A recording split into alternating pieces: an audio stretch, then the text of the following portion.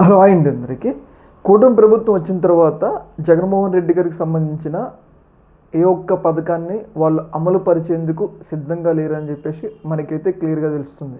అది ఎలానంటే, ఏదైతే ఎన్నికల హామీలో చంద్రబాబు నాయుడు గారు కానీ, లోకేష్ గారు కానీ, అలాగే ఏదైతే డిప్యూటీ సీఎం పవన్ కళ్యాణ్ గారు వాళ్ళు అధికారంలో లేనప్పుడు ప్రజలకు ఒక వాగ్దానం ఇచ్చారు. అదేంటంటే, ఇప్పుడు జగన్మోహన్ రెడ్డి కొనసాగిస్తున్న అన్ని వ్యవస్థల్ని కొనసాగిస్తున్నామని చెప్పేసి ప్రజలకు హామీ ఇచ్చారు. వాలంటీర్ వ్యవస్థ కానీ, ఇంటికే రేషన్ బియ్యం తీసుకొచ్చే వాహనాలు కానీ, ఇవన్నీ కూడా జగన్మోహన్ రెడ్డి గారు ఏదేదైతే ఫెసిలిటీస్ ఇస్తున్నారో వాటన్నిటిని కూడా మేము కొనసాగిస్తామని చెప్పేసి ప్రజల దగ్గర ప్రజలకు హామీ ఇచ్చి ప్రజల దగ్గర ఓట్లెత్తి తీసుకున్నారు. కాకపోతే కూటమి ప్రభుత్వ అధికారంలోకి వచ్చిన తర్వాత మాత్రం వాటన్నిటిని కూడా ఒక్కటొక్కటి నిర్వీర్యం చేస్తున్నారంటంలో ఎలాంటి సందేహం అయితే లేదు.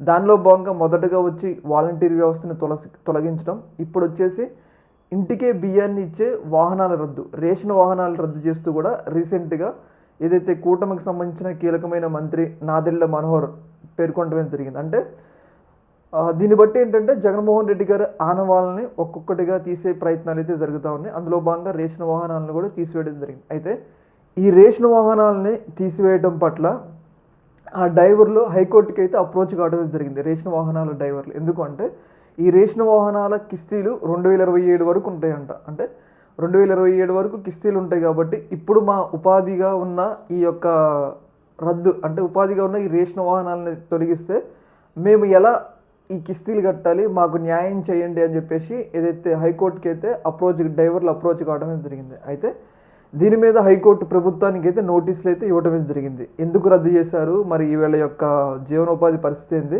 వీటన్నిటి మీద ఒక కౌంటర్ దాఖలు చేయాలన్నట్లుగా హైకోర్టు అయితే ప్రభుత్వానికి ఒక నోటీస్ అయితే ఇవ్వడమే జరిగింది.